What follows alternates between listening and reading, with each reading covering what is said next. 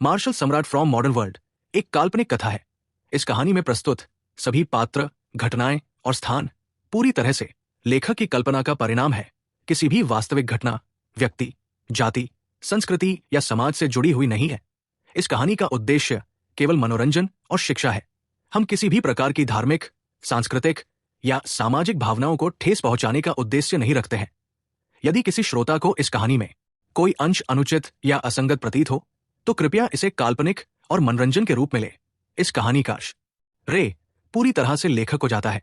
कहानी प्रस्तुति में हमारा एक भी श्रेय नहीं है, हम बस कहानी को आवाज देते हैं। तो चलिए आज एपिसोड 361 से 370 तक सुनते हैं। आलिया, तुम यहां हो? इलेश नमस्ते करने के लिए आगे बढ़ा और फिर चापलूसी से बोला, मैंने सुना है कि अर्णव ने चक्रवर्ती परिवार को भड़काया है और चक्रवर्ती परिवार से उसकी दुश्मनी है। मैंने आज उसे यहां बुलाने के लिए एक छोटा सा ब्यूरो बनाया है। इसका मकसद चक्रवर्ती परिवार को अपना गुस्सा निकालने में मदद करना है। आखिर हम कई सालों से अच्छे दोस्त हैं, इसलिए तुम्हारी मदद करना सही है। यह आदमी बहुत बातूनी था और पलक झपकते ही वो अर्णव को दबाने के लिए चक्रवर्ती परिवार का इस्तेमाल किया, ये दावा करते हुए कि वो आलिया की मदद कर रहा है। हालांकि वो जानता था कि उसके सामने वाली औरत की समझदारी से वो रहस्य को समझ पाएगा, लेकिन ये जरूरी नहीं था। जरूरी ये था कि चक्रवर्ती परिवार अर्णव से नाराज था। आलिया ने उसे देखा और हल्का सा मुस्कुराया। हालांकि उसके चेहरे पर मुस्कान हल्की थी, उसकी आंखें तेज थी, जैसे वो उसके दिल के आर पार देखना चाहता हो। साथ ही मजाक का भी एक संकेत था। यंग मास्टर इलेश, आप बहुत ज्यादा सोच रहे हैं। मिस्टर अर्णव हमारे चक्रवर्ती परिवार के दोस्त हैं। हमारे चक्रवर्ती परिवार ने कभी भी उनके साथ कुछ नहीं करना चाहा। आपको जाल बिछाने में मदद करना तो दूर की बात है। आलिया के बोलने के बाद वो अर्णव के पास आई और चेहरे पर मुस्कान के साथ बोली, मिस्टर अर्णव, मुझे उम्मीद नहीं थी कि आप मेरे घर आएंगे। खराब मेहमानबाजी के लिए मुझे माफ करना। ये इलेश आहूजा ने बिना मन के कहा। आलिया, क्या तुमने कोई गलती की है? उन्हीं की वजह से उदय चक्रवर्ती को जेल भेजा गया था और उसने परमार परिवार के साथ चक्रवर्तियों का रिश्ता खत्म कर दिया था। ऐसा इंसान चक्रवर्ती परिवार का दोस्त कैसे हो सकता है? उसकी बात सुनकर सबकी नजरें ये देखने पर टिक गई कि क्या चक्रवर्ती परिवार की सबसे बड़ी महिला नाराज होंगी। नतीजा ये हुआ कि इलेश आहूजा बहुत निराश हुए। आलिया चक्रवर्ती के चेहरे पर अब भी एक प्यारी सी मुस्कान थी, बिना किसी गुस्से के। उन्होंने कहा, उदय चक्रवर्ती को जेल इसलिए भेजा गया क्योंकि उन्होंने मिस्टर अर्णव को उकसाया था। उन्होंने खुद ही ये किया और इसके लिए किसी और को दोषी नहीं ठहराया जा सकता। जहां तक चक्रवर्ती परिवार और परमार परिवार के बीच बिजनेस कॉपरेशन की बात है, तो ये भी इसलिए था क्योंकि उदय चक्रवर्ती ने मिस्टर परमार को नाराज किया था और उनका मिस्टर अर्णव से कोई लेना देना नहीं था। इस पर आलिया चक्रवर्ती अर्णव की ओर मुड़ी और माफी मांगते हुए मुस्कुराई, फिर झुककर माफी मांगी। मिस्टर अर्णव, मुझे माफ कर दो। ये सच है कि मेरा भाई बहुत शरारती है और उसने मुझे पहले भी कई बार नाराज किया है। प्लीज मुझे माफ कर दो। मैं उसकी तरफ से आपसे माफी मांगने आई हूं। ये इलेश आहूजा हैरान रह गई और दूसरों को अपनी आंखों पर यकीन नहीं हो रहा था। चक्रवर्ती परिवार की सबसे बड़ी बेटी कैसी इंसान है? वो हमेशा से घमंडी रही है। इतने सालों में वो सिर झुकाकर माफी कैसे मांग सकती थी? लेकिन आज ये सच में हुआ और ये सबके सामने हुआ। इलेश आहूजा को समझ नहीं आ रहा था कि इस अचानक हुए नतीजे से कैसे डील करें। उन्होंने बिना मन के कहा, आलिया, हम दोस्त हैं। क्या तुम दोस्त? आलिया चक्रवर्ती का चेहरा अचानक ठंडा हो गया। तुमने मेरे क्लब में इतनी बड़ी बात कर दी और तुम उधार के चाकू से किसी को मारना चाहती थी और मिस्टर अर्णव से डील करने के लिए हमारे पूरे परिवार का इस्तेमाल किया, और फिर भी तुम्हारी हिम्मत है कि तुम कह रही हो कि हम दोस्त हैं। सबसे जरूरी बात यह है कि तुमने मिस्टर अर्णव को नाराज किया है, इसलिए अब से मैं, आलिया चक्रवर्ती, तुम्हारे साथ आगे कोई रिश्ता नहीं रखूंगी। मैं फिर कभी नहीं कहूंगी कि तुम मेरी दोस्त हो। ये इलेश आहूजा कंफ्यूज दिखे। उन्हें उम्मीद नहीं थी कि आलिया चक्रवर्ती न सिर्फ अर्णव से डील करने में फेल हो गई, बल्कि इसके लिए उनसे ब्रेकअप भी कर लिया। वो गुस्से में चिल्लाया, आलिया, क्या तुम सच में ये करना चाहते हो? क्या ये इस लड़के के लिए सही है जिसका नाम ये है? मिस्टर अर्णव हमारे परिवार के खास मेहमान हैं, बेशक वो इसके हकदार हैं। आलिया चक्रवर्ती ने अपने बगल में काले रंग के बॉडीगार्ड की तरफ इशारा किया, मेहमानों को विदा करो। आज का क्लब सिर्फ मिस्टर अर्णव के लिए खुला है। जिन लोगों का मिस्टर अर्णव से कोई लेना देना नहीं है, वे बाहर हो जाना चाहिए। आदेश देने के बाद काले रंग के बॉडीगार्ड आज के मेहमानों को भगाने लगे, जिसमें इलेश आहूजा भी शामिल थे। चलो। हालांकि इलेश आहूजा बहुत दुखी था, लेकिन चक्रवर्ती परिवार बहुत बड़ा था। उनके आहूजा परिवार से 2 लेवल ऊपर, और वो ऐसा कोई नहीं था जिसे वो नाराज कर सके। वो सिर्फ निराशा में अपने आदमियों को क्लब से बाहर ले जा सकता था। सानवी के चेहरे पर हैरानी थी। उसने शुरू में सोचा था कि चक्रवर्ती परिवार उनके पर तलवारें चलाएगा, लेकिन उसे उम्मीद नहीं थी कि ऐसा नतीजा होगा, जिससे उसकी जानकारी पूरी तरह से ताजा हो गई। इलेश आहूजा को होशियार होने पर गर्व है। सारे हिसाब किताब के बाद उसे हिसाब किताब में शामिल किया गया और वो पूरी तरह से बेइज्जत हुआ। अर्णव शुरू से आखिर तक कुछ नहीं बोला। ये सब शांत भाव से देख रहा था, जैसे ये सब उम्मीद थी। जल्द ही बाकी सभी मेहमानों को भगा दिया गया और वे पूरे हॉल में अकेले रह गए, जो अब बहुत शांत था। आलिया चक्रवर्ती फिर मुस्कुराई और बोली, मिस्टर अर्णव, मुझे सच में अफसोस है कि मेरे क्लब में ऐसा हुआ। अर्णव ने कहा, कोई बात नहीं, ये सब छोटी मोटी बातें हैं और कुछ नहीं। ये कैसे हो सकता है? मुझे आज मिस्टर अर्णव से अच्छे से माफी मांगनी चाहिए, नहीं तो मुझे बहुत बुरा लगेगा। माफी मांगने की कोई जरूरत नहीं है, आलिया चक्रवर्ती ने कहा। माफी मांगना जरूरी है और कुछ बातें हैं जिनके बारे में मैं मिस्टर अर्णव से अच्छी तरह बात करना चाहती हूं और उसे साफ करना चाहती हूं। अर्णव अच्छी तरह जानते थे कि ये औरत उसके के करीब आने के लिए इलेश नाराज करने में नहीं हिचकिचाती थी। उसका कोई मकसद जरूर होगा और ये शायद परमार परिवार के इन्वेस्टमेंट कॉर्पोरेशन से जुड़ा था। लेकिन मुस्कुराते हुए इंसान पर हाथ मत उठाना, क्योंकि दूसरे इंसान ने अपना रवैया इतना गिरा लिया है, इसलिए उसके लिए काम करवाना मुश्किल है। आखिर कई दोस्त कई दुश्मनों से कहीं बेहतर होते हैं। उसने कहा, ठीक है, बात मानने से अच्छा है इज्जत से पेश आना। सानवी भी जानती थी कि उन दोनों को कुछ बात करनी है और उसने कहा, अर्णव, मैं पहले वापस जाऊंगी। ठीक है। अर्णव ने हीरों की बोरी उठाई और उसे कार की डिक्की में रख दिया और फिर ध्वनि से कहा कि वो पहले सानवी को वापस ले जाएं। दोनों लोगों के जाने के बाद आलिया चक्रवर्ती ने मुस्कुराते हुए कहा, मिस्टर अर्णव, आप सच में बहुत दिलदार हैं। आपके पास एक ही बार में इतने सारे हीरे हैं। मैंने ऐसा पहली बार देखा है। कोई हैरानी नहीं कि मिस सानवी को आपसे पहली नजर में प्यार हो गया। अर्णव थोड़ा मुस्कुराया। ये चीज कुछ नहीं है, बस कुछ पत्थर है। सिर्फ मिस्टर अर्णव ही हीरों को पत्थर समझ सकते हैं। आलिया चक्रवर्ती ने मजाक में कहा, मुझे नहीं पता कि मिस्टर अर्णव के घर में कोई जगह है या नहीं। आप मुझे भी अपने साथ क्यों नहीं ले लेते? बस मुझे कुछ पत्थर दे दो। अर्णव ने मन ही मन सोचा कि बाहर की दुनिया की अफवाहें सच थी। इस औरत की कम्युनिकेशन स्किल्स बहुत अच्छी थी और उसने मजाक करते हुए दोनों लोगों के बीच की दूरी कम कर दी। उसने कहा, मिस चक्रवर्ती, देर हो रही है, आप मुझसे क्या बात करना चाहती हैं? आलिया चक्रवर्ती मुस्कुराई और बोली, मैं एक औरत हूं और मैं हमेशा चीजों के बारे में बात करते समय एक बेहतर माहौल ढूंढना चाहती हूं। हमारे क्लब में रोज हॉट स्प्रिंग अच्छा है। चूंकि मिस्टर अर्णव यहां हैं, तो उन्हें इसे जरूर आजमाना चाहिए और चलो अच्छी बातें करते हैं। अर्णव ने मना नहीं किया। मेरे पास कहने के लिए ज्यादा कुछ नहीं है। मेहमान अपनी मर्जी से करते हैं। जल्द ही आलिया चक्रवर्ती के इंतजाम के तहत दोनों लोग क्लब के सबसे शानदार हॉट स्प्रिंग एरिया में घुस गए। रोज क्लब का हॉट स्प्रिंग एरिया बहुत बड़ा है, लगभग 1000 स्क्वायर मीटर। हॉट स्प्रिंग गुलाब की पंखुड़ियों से भरा है और उठती भाप गुलाब की हल्की खुशबू से भरी है, जो लोगों को एक खूबसूरत और रोमांटिक एहसास देती है। इसके अलावा क्लब आज पब्लिक के लिए खुला नहीं है, इसलिए बड़े हॉट स्प्रिंग बाथिंग एरिया में सिर्फ 2 ही लोग हैं। इस समय आलिया चक्रवर्ती ने रोज रेड बिकिनी पहनी थी। जब वो हॉट स्प्रिंग में दिखी तो उन्होंने अर्णव को जो एहसास दिया वो एक शब्द था, बड़ा, सच में बड़ा।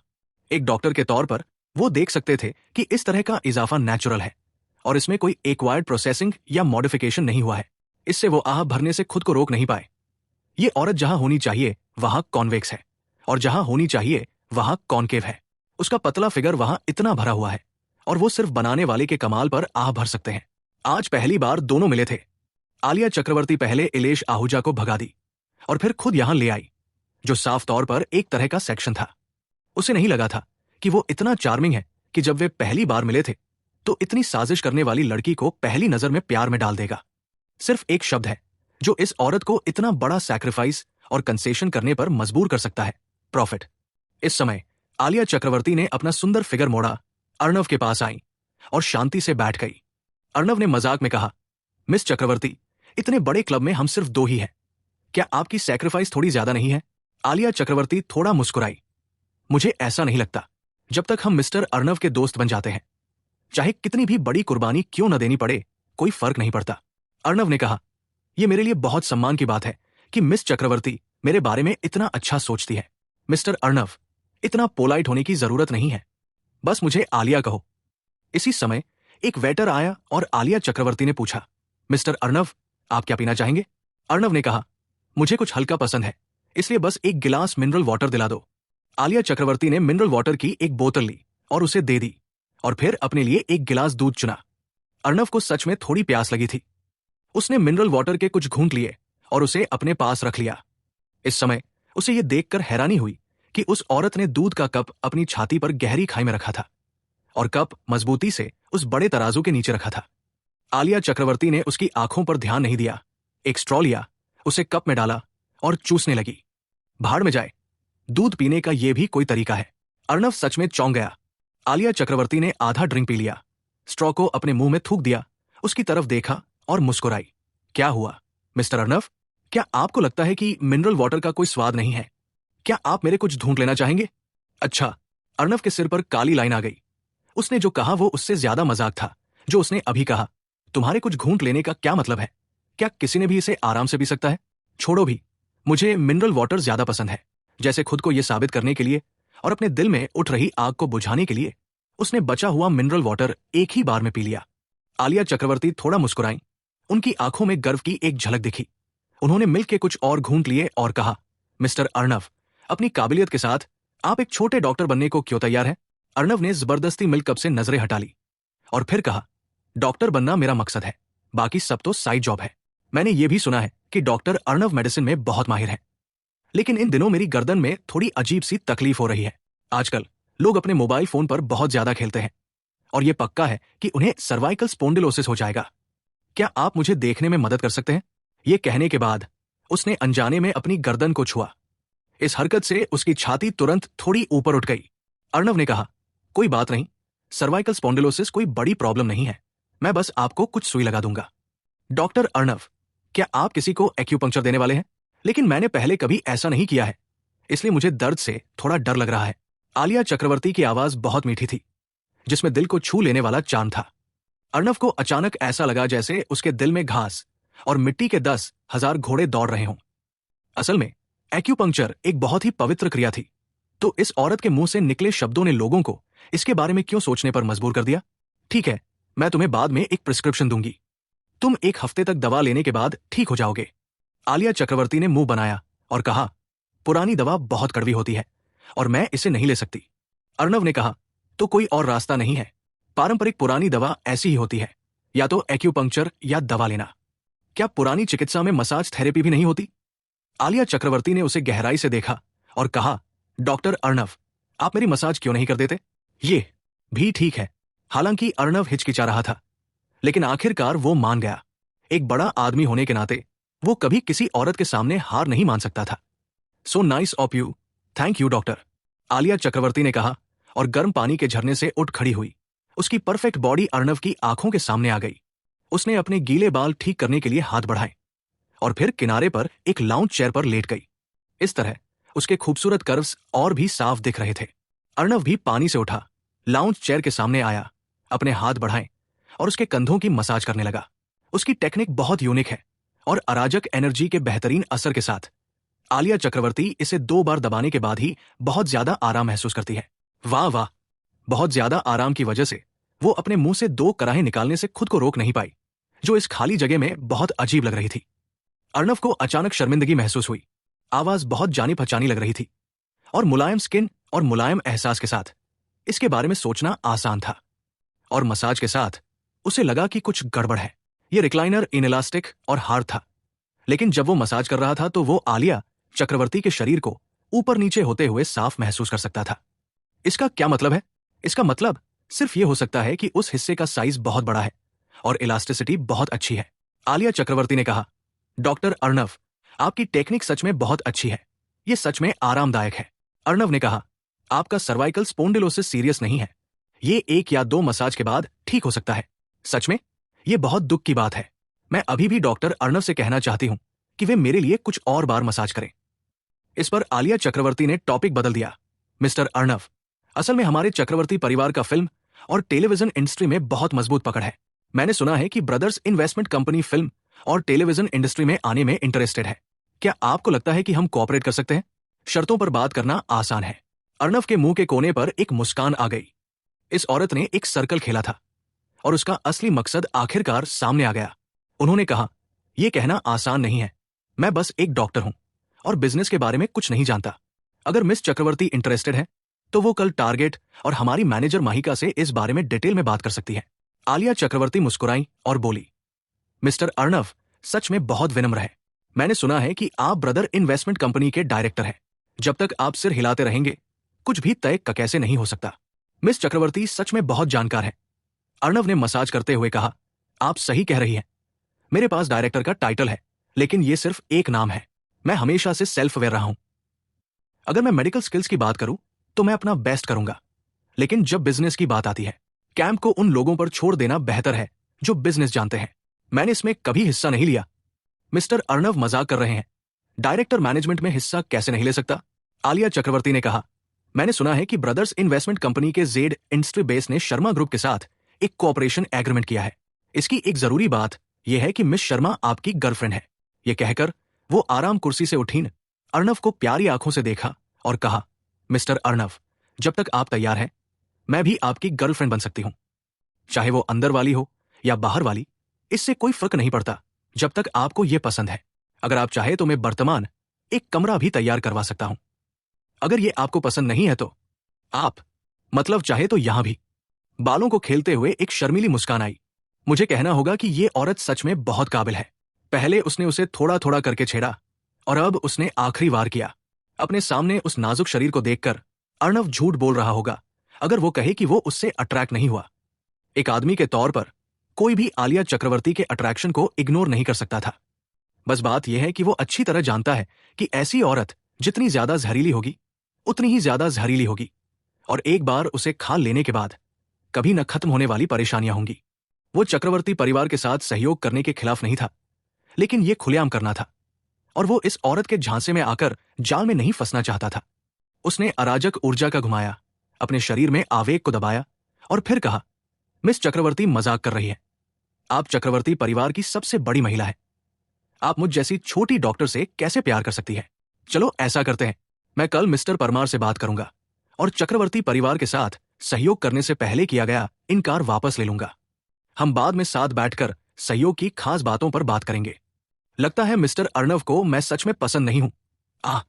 आलिया चक्रवर्ती ने शांति से पेश आई, लेकिन असल में उसके दिल में अभी भी कुछ खोने का एहसास था। अगर अर्णव का मन भी करता तो वो उसे सच में कुछ नहीं खाने देती, लेकिन दूसरी पार्टी ने कोई दिलचस्पी नहीं दिखाई, जिससे वो बहुत असहज महसूस कर रही थी। उसके जैसी घमंडी औरत, हालांकि वो कभी किसी आदमी को नजरअंदाज नहीं करती, लेकिन अपने सामने बेइज्जती के बजाय तालियों से ज्यादा मर्दों के साथ खेलने का एहसास पसंद करती है। हालांकि आज की बातचीत आखिरकार एक डील पर पहुंची, जिसने कम से कम परमार परिवार के साथ सहयोग करने की दिशा में एक बड़ा कदम उठाया। वो खड़ी हुई और बोली, मिस्टर अर्णव, आपका बहुत बहुत धन्यवाद। मैं आपकी खुशखबरी का इंतजार कर रही हूं। कोई बात नहीं, हम भी चक्रवर्ती परिवार के साथ सहयोग करने को तैयार हैं। अर्णव ने कहा, आज बहुत देर हो गई है, चलो बस अलविदा कह देते हैं। आलिया चक्रवर्ती ने फूल जैसी मुस्कान के साथ कहा, मैं मिस्टर अर्णव को नहीं रखूंगी। अगर आप कभी भी रेड रोज क्लब में आना चाहें तो मैं यही आपका इंतजार करूंगी। आलिया चक्रवर्ती ने कपड़े पहने और अर्णव को क्लब से बाहर भेज दिया। जब तक अर्णव की पीठ हटी, उसके चेहरे की मुस्कान एक पल में गायब हो गई। उसकी जगह एक अजीब सी सख्ती ने ले ली। बहन, बातचीत कैसी रही? सुबोधय चक्रवर्ती पीछे से आए। पता चला कि उदय चक्रवर्ती के जेल जाने के बाद आलिया चक्रवर्ती ने परमार परिवार के साथ सहयोग फिर से शुरू करने के लिए अर्णव के साथ अच्छे रिश्ते बनाने का मन बना लिया था।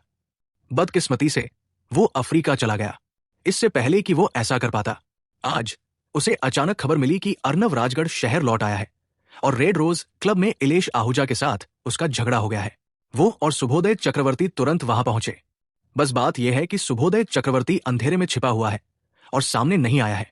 अफसोस की बात है कि इलेश आहूजा को चक्रवर्ती परिवार का प्लान नहीं पता था और वो अर्णव से निपटने के लिए आलिया चक्रवर्ती का इस्तेमाल करना चाहता था, जिससे उसकी बेइज्जती हो गई। आलिया चक्रवर्ती ने कहा, उससे निपटना जितना सोचा था उससे कहीं ज्यादा मुश्किल है। ये कहते हुए वो मुड़ा और क्लब में चला गया। सुबोधय चक्रवर्ती उसके पीछे पीछे आए और पूछा, क्या डील टूट गई? नहीं, कुछ प्रोग्रेस हुई है। इसे हमारे चक्रवर्ती परिवार के साथ सहयोग करने के लिए एक शुरुआती एग्रीमेंट माना जा सकता है, लेकिन खास बातचीत के मामले में हमें जरूर कुछ नुकसान होगा। सुबोधय चक्रवर्ती ने सिर हिलाया और फिर कहा, काले कपड़ों में वो घूंघट वाली औरत कितनी ताकतवर है। मुझे हैरानी है कि इस आदमी को ऐसा मास्टर कहां से मिला। न सिर्फ वो काली कपड़ों वाली औरत, बल्कि वो खुद भी एक बहुत मुश्किल मास्टर है। आलिया चक्रवर्ती ने अपने पीछे खड़ी भूतिया औरत से कहा, दादी, उन 2 लोगों के खिलाफ तुम्हारे जीतने के क्या चांस है? दादी ने भारी आवाज में कहा, अगर हम उस जवान आदमी का सामना करें तो हम शायद लड़ भी सकें, लेकिन उस काले कपड़ों वाली औरत के खिलाफ हमारे जीतने का कोई चांस नहीं है। हालांकि आलिया चक्रवर्ती जानती थी कि दूसरी पार्टी मास्टर है, फिर भी जब उन्होंने रिजल्ट सुना तो वो थोड़ी हैरान रह गई। वो जानती थी कि दादी कितनी ताकतवर है। दादी, क्या तुम अपने मुकाबले के भी नहीं हो? क्या तुम उस औरत को ज्यादा समझ रहे हो? दादी नीलिमा ने अपना सिर हिलाया। ऐसा नहीं है कि मैंने ज्यादा समझ लिया था, बल्कि मैं समझ नहीं पाई हूं। कम से कम उसके और पीट जाने वाला पतले आदमी के बीच के हालात को देखते हुए इस बूढ़ी औरत उसके मुकाबले में शायद नहीं है। आलिया चक्रवर्ती ने भौहें चढ़ाई। लगता है हमारी ताकत में अभी भी कमी है और हमें एक्सपर्ट्स को हायर करने के तरीके खोजने होंगे। सुबोधे चक्रवर्ती ने कहा, बहन, क्या हम अर्णव के साथ शांति से बातचीत नहीं करना चाहते? आलिया चक्रवर्ती ने कहा, इसके बारे में बात करना एक बात है और अपने हाथों में ताकत होना दूसरी बात है। आपको लंबे समय का नजरिया रखना होगा। उसी समय रॉयल एरिया के विला नंबर 1 में जब अर्णव घर लौटा तो रात हो चुकी थी, लेकिन लिविंग रूम में रोशनी थी। सानवी और अदिति और दूसरे लोग यहां इंतजार कर रहे थे। अर्णव को सुरक्षित वापस आते देख कई लोगों ने राहत की सांस ली। सानवी ने कहा, अर्णव, तुम वापस आ गए। अर्णव ने सिर हिलाया और उसने फिर पूछा, यह सच में अजीब है। आज चक्रवर्ती परिवार का रवैया इतनी जल्दी क्यों बदल गया? उस औरत ने तुमसे क्या बात की? हालात के बारे में थोड़ा बताने के बाद अर्णव ने कहा, आज चक्रवर्ती परिवार हमें खुश करने की कोशिश इसलिए कर रहा है ताकि ज्यादा सहयोग मिल सके। आखिर किसी भी अमीर परिवार को पैसे की मदद की जरूरत होती है। अदिति ने कहा, तुम सहमत हो गए? मुझे सहमत क्यों नहीं होना चाहिए? कई दुश्मनों से बेहतर है कि कई दोस्त हों। अर्णव ने कहा, आज चक्रवर्ती परिवार ने अपना रवैया थोड़ा नरम कर लिया है और उन्होंने अभी तक उदय चक्रवर्ती को इससे बाहर नहीं निकाला है। ये अपने आप में एक रवैया है।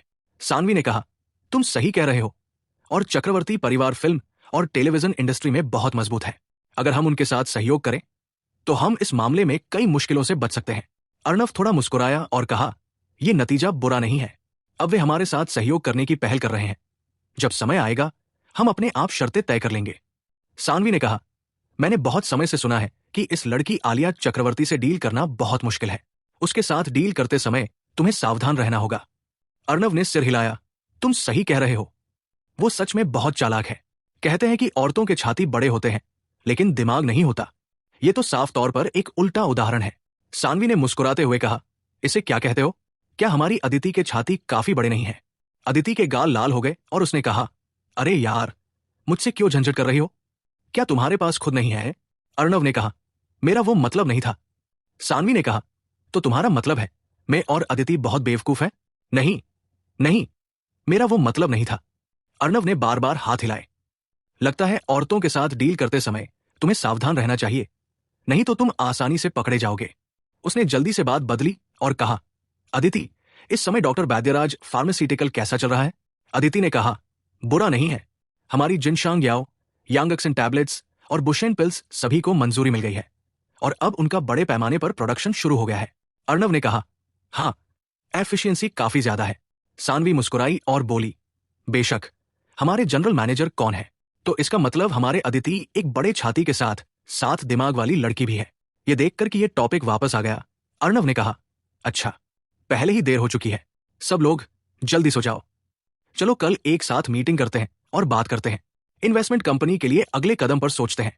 अगली सुबह अर्णव ने अपने ब्रदर्स इन्वेस्टमेंट कंपनी के कई लोगों को शर्मा ग्रुप के कॉन्फ्रेंस रूम में मीटिंग के लिए बुलाया और अदिति भी मौजूद थी।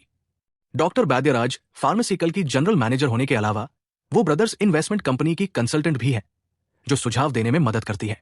मीटिंग शुरू होने के बाद अर्णव ने कहा, मैं इन दिनों राजगढ़ एरिया में नहीं था। हमारी कंपनी में सब कैसा चल रहा है? माहिका ने कहा, जेड इंडस्ट्री का बेस अच्छी प्रोग्रेस कर रहा है। हमने बेस के लिए साइट के तौर पर देशपांडे फैमिली पैराडाइज क्लब को खरीदा है और अब हार्डवेयर फैसिलिटीज बेसिकली तैयार है।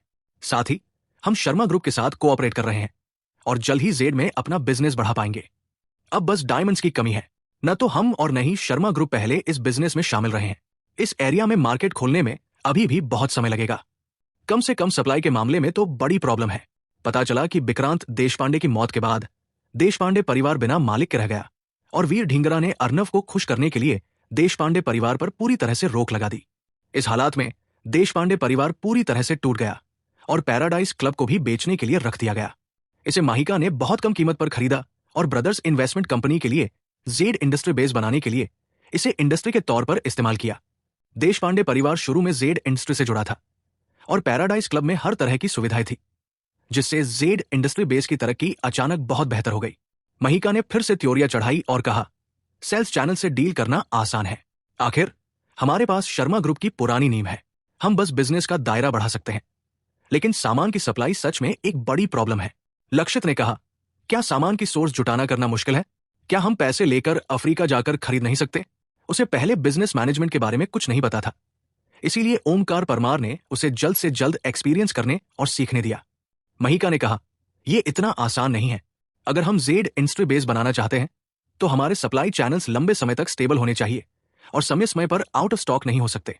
और हमें यह पक्का करना होगा कि कीमत कम हो, नहीं तो हमें भविष्य में मार्केट कॉम्पिटिशन में कोई फायदा नहीं होगा।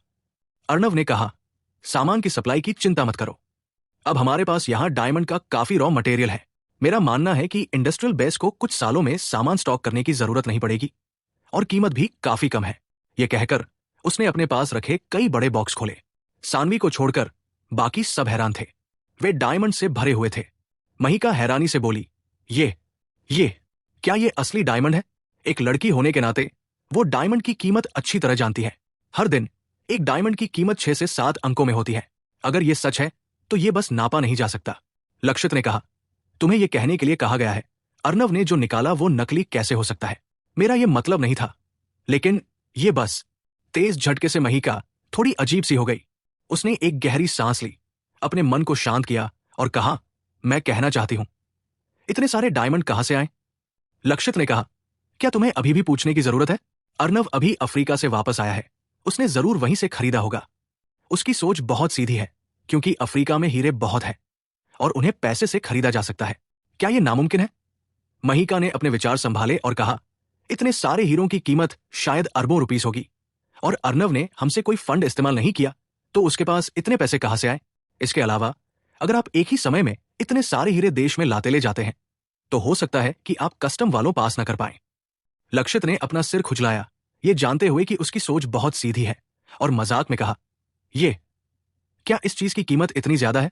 महिका ने कहा, बेशक, ये हीरा है, पत्थर नहीं। 10 अरब अभी भी मेरा शुरुआती अंदाजा है और पक्का हिसाब इससे भी ज्यादा हो सकता है। अब लक्षित ने भी अर्णव की तरफ देखा। अर्णव, तुमने इसे भारत कैसे लाया? तुम्हें इसकी चिंता करने की जरूरत नहीं है। अर्णव ने कहा, भविष्य में इन डायमंड्स के साथ हमें कम समय में जेड इंडस्ट्री बेस के लिए रॉ मटेरियल की चिंता नहीं करनी पड़ेगी। सानवी और दूसरों ने सिर हिलाया। इतने सारे डायमंड्स के साथ अगर प्रोडक्शन बढ़ाया भी जाए तो यह कम से कम 3 से 5 साल के लिए काफी होगा। महिका ने कहा, अर्णव, आपने इन डायमंड्स पर कितना खर्च किया? अगर बहुत ज्यादा है तो कंपनी का फंड कम समय में काफी नहीं हो सकता है। हालांकि ब्रदर्स इन्वेस्टमेंट कंपनी के पास कुल 2000 करोड़ का फंड है, जो जेड इंडस्ट्री बेस, फिल्म और टेलीविजन सिटी और टूरिज्म इन्वेस्टमेंट के लिए कुल फंड है।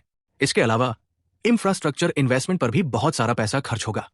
अगर इतने सारे डायमंड्स खरीदने के लिए 1000 करोड़ से ज्यादा खर्च किए जाते हैं तो यह जाहिर है कि इन्वेस्टमेंट को कुछ हद तक अनबैलेंस कर देगा।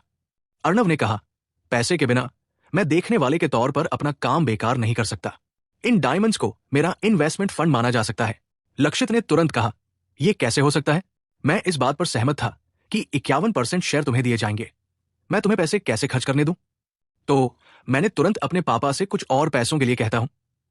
यह कहने के बाद उन्होंने अपना सेल फोन निकाला और ओमकार परमार को कॉल करने ही वाले थे, लेकिन अर्णव ने रोक दिया। लक्षित, हम इस बात पर सहमत हो गए हैं कि हम भाई हैं। पैसे के बारे में इतना क्लियर होने की जरूरत नहीं है। लेकिन लक्षित कुछ और कहना चाहता था, लेकिन अर्णव ने कहा, इसमें कुछ भी ज्यादा नहीं है। असल में मैंने इन डायमंड्स पर ज्यादा पैसे खर्च नहीं किए। पैसे नहीं? सब हैरान थे, सोच रहे थे कि बिना कोई पैसा खर्च किए उन्हें इतने सारे डायमंड कैसे मिल गए। ये ऐसा है, जब मैं वहां गया तो वहां एक बड़े कबीले में प्लेग फैल गया था। मैंने उनके इलाज में मदद की।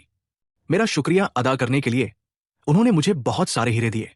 कुछ बातें ऐसी होती है जिन्हें सबको साफ साफ समझाना आसान नहीं होता, इसलिए अर्णव ने जुमा कबीले में जो हुआ उसे थोड़ा बदलने का यह कारण ढूंढा। उसकी बात सुनने के बाद दूसरों ने इस बारे में ज्यादा नहीं सोचा।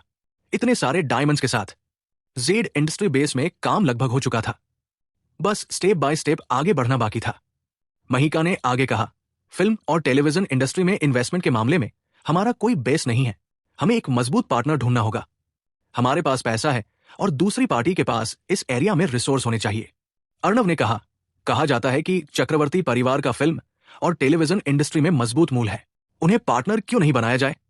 लक्षित ने कहा, चक्रवर्ती परिवार के उन कमीनों को मेरे पापा ने तुम्हें भड़काने के लिए बैन कर दिया है। उनके साथ कोऑपरेट करने की कोई जरूरत नहीं है।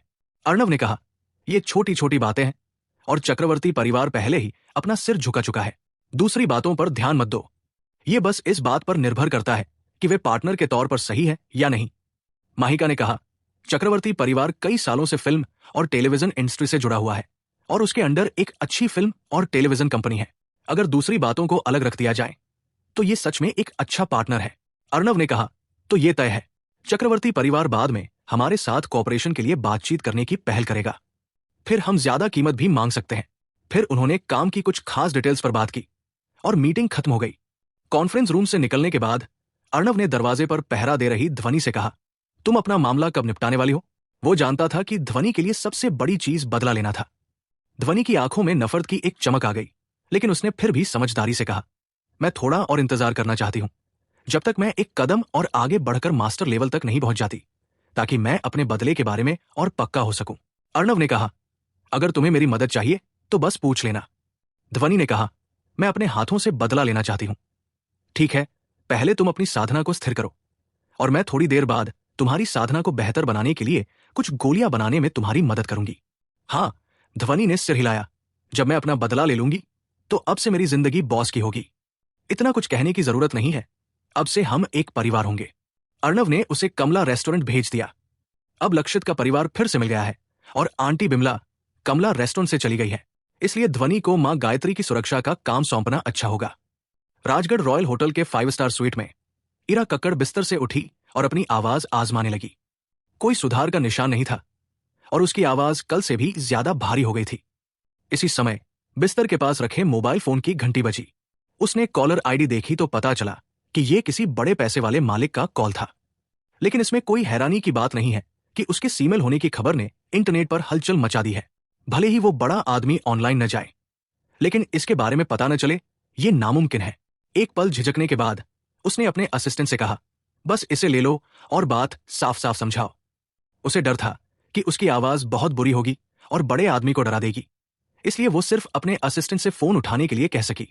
असिस्टेंट ने सिर हिलाया, फोन उठाया और आंसर बटन दबाया। फोन के दूसरी तरफ से एक गहरी आवाज आई, क्या हो रहा है? मुझे समझाओ। यंग मास्टर, बात ऐसी है। असिस्टेंट ने पहले अपनी पहचान बताई और फिर सिचुएशन को और समझाना शुरू किया। इरा कक्कड़ और अर्णव के बीच झगड़े से शुरू करके उसने पूरी कहानी डिटेल में बताई। आखिर में उसने कहा, मिस कक्कड़ के अंदाजे के हिसाब से इस मामले का उस छोटे डॉक्टर से कुछ लेना देना जरूर है। बेवकूफ। दूसरी तरफ से एक आवाज आई, साफ था कि कुछ टूट गया। एक छोटे डॉक्टर ने मेरी औरत को छूने की हिम्मत की। इस समय इरा कक्कड़ अपने दिल में गुस्सा नहीं रोक पाई और उनका गला भर आया और उन्होंने कहा, माय डियर, तुम्हें फैसला लेने में मेरी मदद करनी होगी। हालांकि दूसरा पक्ष कुछ हद तक दिमागी तौर पर तैयार था, फिर भी जब उसने एक आदमी की आवाज सुनी जो उसे प्यारा कह रही थी तो उसके रोंगटे खड़े हो गए। अचानक उस पर फिर से गरजी, तुम एक मुसीबत खड़ी करने वाली औरत हो। अगर तुमने मेरा बड़ा बिजनेस बर्बाद किया तो मैं तुम्हें अफ्रीका में बेच दूंगी। इरा कक्कड़ चौंक गई और हमेशा की तरह नखरे वाले अंदाज में बोली, माय डियर, तुम सच में इसके लिए मुझे दोष नहीं दे सकते। ऐसा इसलिए है क्योंकि वो लड़का बहुत ज्यादा शरारती है। मेरे बॉडीगार्ड भी उसका मुकाबला नहीं कर सकते। चुप हो जाओ। फोन के दूसरी तरफ एक और ठंडक थी और एक आदमी की आवाज से लगातार 2 बार हनी कहे जाने से उसे हर जगह अजीब लगा। उसने कहा, ध्यान से सुनो, मैं 1 घंटे में राजगढ़ एरिया पहुंचूंगा और तब मैं तुम्हारे पास 20 लोग भेजूंगा। तुम उन्हें उस छोटे डॉक्टर के पास ले जाओ। पहले वो तुम्हारा गला ठीक करे और फिर उसे खराब कर दे। मैं तुम्हें बताता हूं, इस बार तुम्हें कुछ जरूरी काम करना है। जल्दी से अपना गला ठीक करो। अगर तुमने मेरे लिए गड़बड़ की तो बस तब तक इंतजार करो जब तक तुम अफ्रीका जाकर नीग्रोज के साथ घूमने न जाओ। यह कहकर उसने जोर से फोन काट दिया। इरा कक्कड़ इतनी परेशान हो गई कि उसने एक कप उठाया और उसके टुकड़े टुकड़े कर दिए, जैसे उसे अभी भी राहत नहीं मिली हो। उसने कमरे में रखी कांच की सभी चीजों को एक के बाद एक जमीन पर गिरा दिया। अर्णव, बस मेरा इंतजार करो, मैं तुम्हें मार दूंगी, मार दूंगी। अर्णव ने रेस्टोरेंट में थोड़ी देर मां गायत्री से बातें की और फिर चिकित्सा उद्यान की तरफ भागा। उसे वापस देखकर समय भाटिया, रौनव बालानी और बाकी लोग बहुत खुश हुए और पूरे मेडिकल सेंटर में चहल पहल हो गई। अर्नव ने सबको एक एक हीरा तोहफे में दिया और फिर मरीजों का इलाज करने लगा। थोड़ी देर बाद दरवाजे पर अचानक आवाज हुई और फिर बाहर से काले सूट पहने 20 से ज्यादा बॉडीगार्ड दौड़कर अंदर आ गए। इनमें से हर कोई लंबा था और उनमें जानलेवा अंदाज था। पहली नजर में वे एलीट लग रहे थे। दरवाजे के अंदर आने के बाद दोनों तरफ खड़े होकर इरा कक्कड़ बाहर से बड़े सनग्लासेस पहने हुए अंदर आई। समय भाटिया आगे बढ़ी और गुस्से से बोली, तुम कौन हो? तुम्हारी हिम्मत कैसे हुई यहां आकर परेशानी खड़ी करने की? इन 20 एलिट बॉडीगार्ड्स के सपोर्ट से इरा कक्कड़ कॉन्फिडेंस से भरी हुई थी। उन्होंने अर्नव की तरफ देखा और पीछे से चिल्लाई, पहले इस जगह को तोड़ो। हाँ, बॉडीगार्ड्स मान गए और एक्शन लेने लगे। देखते हैं किसकी हिम्मत है। ईसा बराल, जो फर्श साफ कर रही थी, जोर से चिल्लाई और हाथ में झाड़ू निकालकर एक लंबे बॉडीगार्ड को धक्का देकर गिरा दिया। फिर वो बिजली की तरह झपटी और बॉडीगार्ड पर टूट पड़ी। इस समय वो नश्वर स्तर की पूर्णता के दायरे में पहुंच गई है। हालांकि ये बॉडीगार्ड एलीट है, लेकिन उनमें से कोई भी उसका दुश्मन नहीं हो सकता। वहां समय भाटिया, रौनव बालानी और दूसरे लोग भी चुप नहीं रहे और उन्होंने भी 20 बॉडीगार्ड पर हमला कर दिया। इरा कक्कड़ पहले अपनी ताकत दिखाना चाहती थी और फिर अर्नव को अपना गला ठीक करने के लिए मजबूर करना चाहती थी, लेकिन इससे पहले कि वो संभल पाती, सभी 20 बॉडीगार्ड जमीन पर गिर गए। ये ईसा बराल उसकी ओर बढ़ी, आदमी औरतों को नहीं मारते, लेकिन मुझे कोई फर्क नहीं पड़ता और तुम मुसीबत खड़ी करने के लिए प्राचीन चिकित्सा उद्यान भाग आई। तुम जीने से थक गई हो। इरा कक्कड़ ने तुरंत चिल्लाकर कहा, यहां मत आओ। ईसा बराल एक्शन लेने ही वाला था, लेकिन गाय के दहाड़ने जैसी आवाज सुनकर चौंक गया और चिल्लाया, ये क्या बकवास है? मुझे उम्मीद नहीं थी कि अच्छी दिखने वाली औरत बोलते समय ऐसी हरकत करेगी। समय भाटिया ने एक बॉडीगार्ड को लात मारकर दूर किया और कहा, क्या अभी पूछने की जरूरत है? यह साफ है कि वो एक फीमेल है। यह सुनकर उसके आसपास के मरीज भी दोनों तरफ हट गए, जैसे दूरी बनाए रखना हो। तुम फीमेल हो, तुम्हारा पूरा परिवार ट्रांसवेस्टाइट है।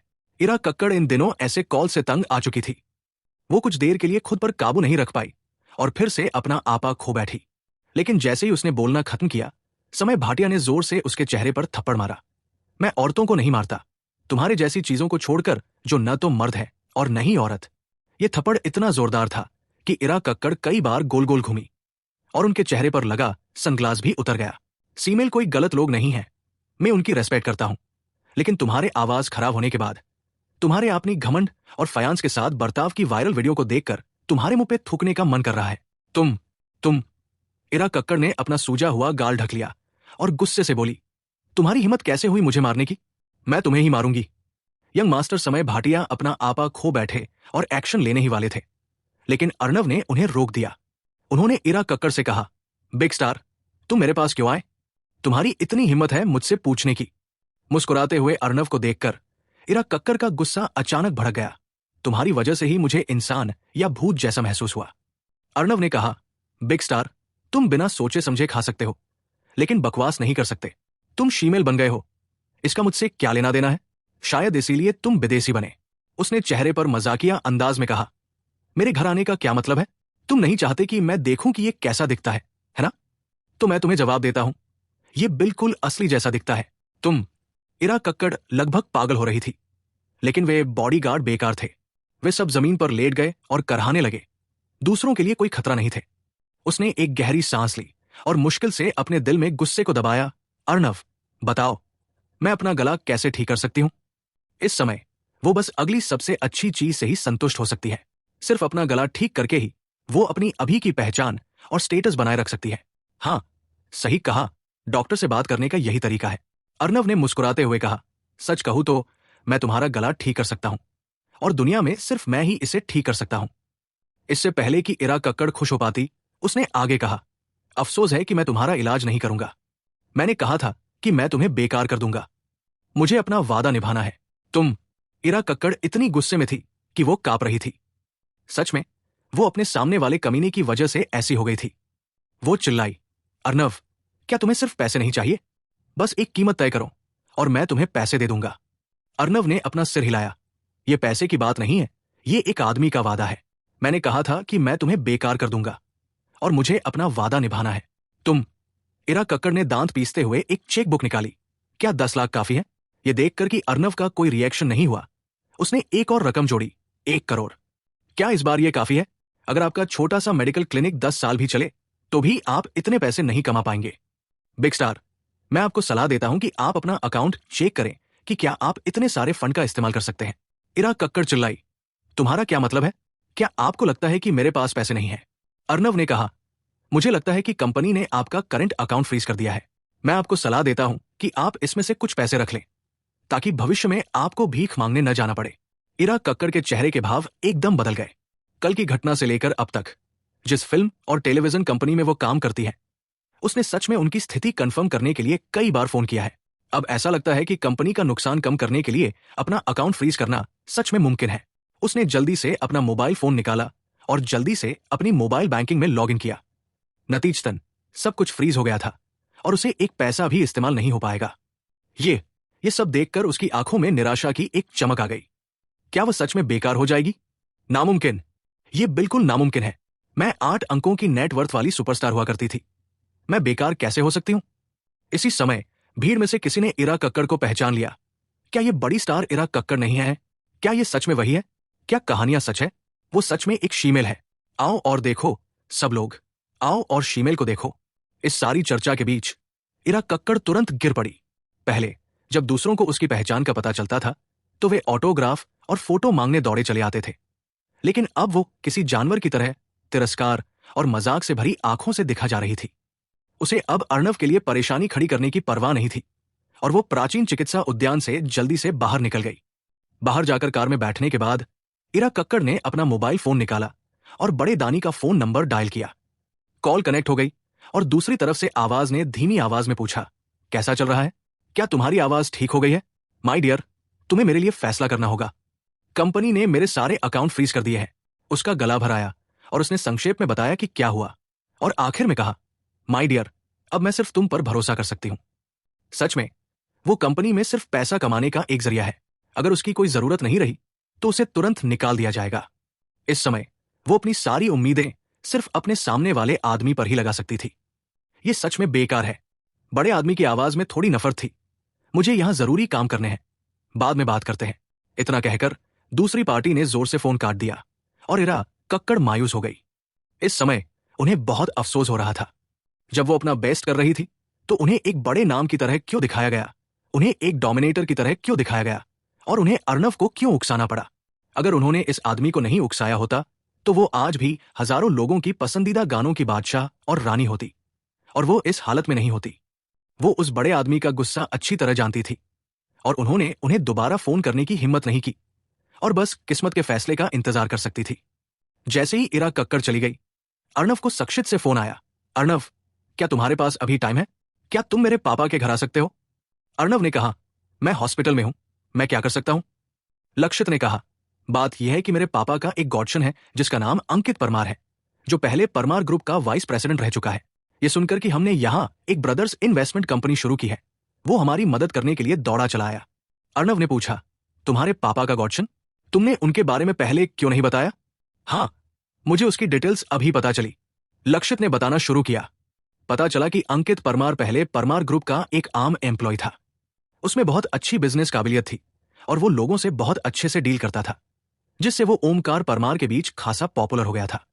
क्योंकि ओमकार परमार का अपना कोई बेटा नहीं था, इसलिए वो उसे अपना गॉडसन मानता था और उसे जरूरी जिम्मेदारियां सौंपता था। धीरे धीरे वो ग्रुप के वाइस प्रेसिडेंट के पद तक पहुंच गया। पहले उसका ये नाम नहीं था और उसका सरनेम परमार भी नहीं था। उसने इसे परमार में तभी बदला जब उसे अपना गॉडफादर को पता चला और उसने अपना नाम अंकित रख लिया। यह कहा जा सकता है कि ओमकार परमार के अलावा अंकित परमार ही हांगकांग सिटी में परमार ग्रुप में सबसे ऊंचे ओहदे वाला इंसान है। लेकिन फिर बैसाखी ने अचानक रोनित को जन्म दिया। तब से वो लोगों की नजरों से गिर गया है। हालांकि वो अभी भी ग्रुप के वाइस प्रेसिडेंट के तौर पर काम करता है, लेकिन उसका रुतबा ओमकार परमार का दिल कम हो गया। इस बार मैंने सुना कि ओमकार परमार को उसका असली बेटा मिल गया है, इसलिए वो तुरंत उस अनजान शहर से यहां भाग आया। अंकित परमार के पास 2 वजह थी। एक तरफ वो आकर अपने रिश्तेदारों को पहचानना चाहता था और दूसरी तरफ वो लक्षित को ब्रदर्स इन्वेस्टमेंट कंपनी जल्दी से सेटअप करने में मदद करना चाहता था। यह सुनकर अर्णव के होठों पर एक मजाक आ गया। यह साफ था कि झूठे राजकुमार को असली राजकुमार से खतरा महसूस हो रहा था और वो सत्ता के लिए लड़ रहा था। पहले जब रोनित छोटा था तो उसे पूरी तरह से नजरअंदाज किया जा सकता था और उसे बस अपनी टीम को अच्छे से चलाना था। लेकिन लक्षित अलग है। अगर वो जल्दी बड़ा हो गया तो वो जल्द ही ओमकार परमार की जगह ले सकता है, जिससे उसे बहुत बड़ा खतरा महसूस होगा। बस उसे ठीक से समझ नहीं आ रहा है। ओमकार परमार की समझदारी से उसे एक नजर में ही गड़बड़ समझ आ जानी चाहिए। अंकित परमार राजगढ़ एरिया में क्यों आया? पैराडाइज क्लब अब पूरी तरह से बदल गया है और ब्रदर्स इन्वेस्टमेंट कंपनी और जेड इंडस्ट्री का बेस बन गया है। जिस कसिनो बिल्डिंग में अर्नव पहले जाता था, उसे अब ब्रदर्स इन्वेस्टमेंट कंपनी के लिए ऑफिस बिल्डिंग में बदल दिया गया है। जब अर्नव रिसेप्शन रूम में भागा तो ओमकार परमार और लक्षित पहले से ही यहां बैठे थे और बाप बेटे प्यार से बातें कर रहे थे। पहले के मुकाबले ओमकार परमार खुशी के मौकों पर बहुत खुश रहता था और उसका मेंटल नजरिया बिल्कुल नया था। वो अचानक से 10 साल से भी ज्यादा छोटा लगने लगा था। वो आंटी बिमला के साथ खुशहाल जिंदगी जी रहा था। अर्नव, तुम आ गए, जल्दी से बैठ जाओ। अर्नव को दरवाजे में आते देख बाप बेटे उसका स्वागत करने के लिए खड़े हो गए। उसके बैठने के बाद ओमकार परमार ने कहा, ऐसा है, अंकित हांगकांग शहर से राजगढ़ एरिया भागा भागा आया। सबसे पहले मैं लक्षित से मिलना चाहता हूं। दोनों भाइयों को एक दूसरे को जानने दो और मैं तुम्हारी मदद भी करना चाहता हूं। अर्नव ने कहा, uncle Parmar, brothers investment company अभी बहुत तेजी से और आसानी से आगे बढ़ रही है और उसे दूसरों की मदद की जरूरत नहीं है। ओमकार परमार हंसे। जिस दिन हमने कंपनी शुरू की थी, मैंने कहा था कि मैं ब्रदर्स इन्वेस्टमेंट कंपनियों के किसी भी मामले में शामिल नहीं होऊंगा। तो क्या तुम्हें तय करने में मदद के लिए अंकित परमार की जरूरत है? ये कहने के बाद अर्नव को कुछ कुछ समझ आया कि वो क्या सोच रहा था। ओंकार परमार ने शुरू से शुरुआत करके हांगकांग शहर में इतना बड़ा फैमिली बिजनेस खड़ा किया। उसकी इंटेलिजेंस पर कोई शक नहीं है। अंकित परमार के इरादों को न समझना नामुमकिन है। अब जब मैं समझ गया हूं कि इस अरेंजमेंट का सिर्फ एक ही मकसद है, वो है अंकित परमार को लंबे और पावरफुल लोग के लिए, यानी कि लक्षित के लिए सान का पत्थर बनाना और उसकी काबिलियत को मजबूत करना। परमार ग्रुप के पास सैकड़ों अरबों की एसेट्स है। हालांकि लक्षित उसका बायोलॉजिकल बेटा है, लेकिन पूरी तरह से कब्जा करने के लिए उसके पास कुछ काबिलियत होनी चाहिए और अंकित परमार पहला टेस्ट है। इसका मतलब ये नहीं है कि अगर ओमकार परमार टेस्ट में फेल हो जाता है तो उसे लक्षित को छोड़ देना चाहिए। आखिरकार उसका सिर्फ एक बेटा है, लेकिन आमतौर पर अमीर लोगों के पास अपनी एसेट्स को संभालने के दो तरीके होते हैं। पहला है इसे अपने वारिसों को पूरे अधिकार के साथ सौंपना और दूसरा तरीका है जो है अपनी सारी एसेट्स को कस्टडी में रखना और वारिस को बस इंतजार करना होगा। ये ऑप्शन अमीर लोग बहुत कम इस्तेमाल करते हैं और इसका इस्तेमाल तभी करते हैं जब उनके बच्चे सच में अपना गुजारा नहीं कर पाते। लक्षित गरीबी में पैदा हुआ था और उसने कभी बड़े बिजनेस ऑपरेशन में हिस्सा नहीं लिया था। ओमकार परमार के लिए ऐसी चिंताएं होना आम बात है। उसने ये भी कहा कि वो अपने बेटे के बारे में ज्यादा सोचता था। जब उसने 51% शेयर अर्नव को दिए तो वो अर्नव की मदद से लक्षित को तेजी से बढ़ाने का प्लान बना रहा था। कुछ लोगों ने अभी कुछ बातें की ही थी कि दरवाजा खुला और 30 साल का एक नौजवान बाहर से अंदर आया। ये आदमी मीडियम कद का है, लक्षित और ओमकार से बहुत छोटा। उसके चेहरे पर एक प्यारी सी मुस्कान है और उसमें दूसरी पीढ़ी जैसा घमंड नहीं है, कम से कम ऊपर से तो नहीं। वो ओमकार परमार का गॉडसन है, अंकित परमार, परमार ग्रुप का वाइस प्रेसिडेंट। गॉडफादर, क्या आप ठीक है? मुझे आपकी बहुत याद आई। अंकित परमार के दरवाजे में आने के बाद उसने सबसे पहले ओमकार परमार को जोर से गले लगाया, फिर लक्षित की तरफ देखा और कहा, गॉडफादर, क्या ये मेरा भाई है? ये सच में आपकी जैसा दिखता है। ओमकार परमार ने कहा, हाँ, ये तुम्हारा भाई लक्षित है। लक्षित, ये तुम्हारा भाई अंकित है। तुम दोनों को भविष्य में जितना हो सके उतना करीब रहना चाहिए। हेलो भाई। तहजीब के तौर पर लक्षित ने हाथ मिलाया और हेलो कहना चाहा, लेकिन अंकित परमार उससे कहीं ज्यादा जोश में था और एक जोरदार गले लगाने के लिए आगे बढ़ा। भाई, मैं पूरी जिंदगी अकेले रहे हैं। मैं अपने परिवार में सिर्फ एक इंसान के साथ बहुत अकेला हूं। अब आखिरकार मेरा अपना भाई है। अर्नव के चेहरे के भाव बदल गए। यह आदमी ज्यादा बूढ़ा नहीं था, लेकिन शहर सच में बहुत गहरा और डरावना था। एक छोटी सी बात ने उसे तुरंत परमार परिवार के कैंप में खींच लिया और उसे लक्षित के बराबर ला खड़ा किया। साथ ही उसने पहले की रोनित को अपने आप नजरअंदाज कर दिया, जैसे वे बातें कभी हुई ही न हो। हाँ, बिल्कुल हम भाई हैं, लक्षित ने इसे बहुत शांति से बताया। हालांकि उसे बिजनेस के बारे में कुछ नहीं पता था, लेकिन वो आईक्यू के मामले में पक्का बहुत स्मार्ट इंसान था। वो जानता था कि इस गॉड ब्रदर का आना पक्का उतना आसान नहीं था जितना सोचा गया था। ओमकार परमार ने अर्नव को मिलवाया और फिर कई लोगों ने प्यार से बातें की। अंकित परमार ने कहा, गॉडफादर, इस बार मैंने हांगकांग सिटी में सारे काम अरेंज कर लिए हैं और मैं कुछ दिन आपके साथ रहना चाहता हूं। फिर मैं अपने छोटे भाई की भी मदद कर सकता हूं। उसे कंपनी शुरू करने का ज्यादा एक्सपीरियंस नहीं है, इसलिए बड़े भाई होने के नाते ये मेरी जिम्मेदारी है। ये कहकर उसने लक्षित की तरफ देखा और कहा, लक्षित, तुम कंपनी के हेड होगे और मैं तुम्हारी मदद करूंगा, बस जनरल मैनेजर बनकर। इस बार वो हांगकांग सिटी से राजगढ़ भागा। जैसा अर्नव ने कहा था, मकसद पावर पर कब्जा करना था। लक्षित के अचानक आने से उसे बहुत बड़ा खतरा महसूस हुआ।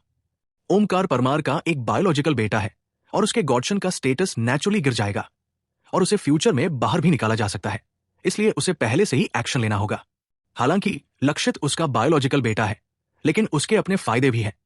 जो इतने सालों में परमार ग्रुप में उसके बनाए कनेक्शन और टीम है, उसके चरित्र के बावजूद इसमें कोई शक नहीं कि वो बिजनेस में बहुत टैलेंटेड है, वरना ओमकार परमार उसे इतना बिजनेस संभालने नहीं देता।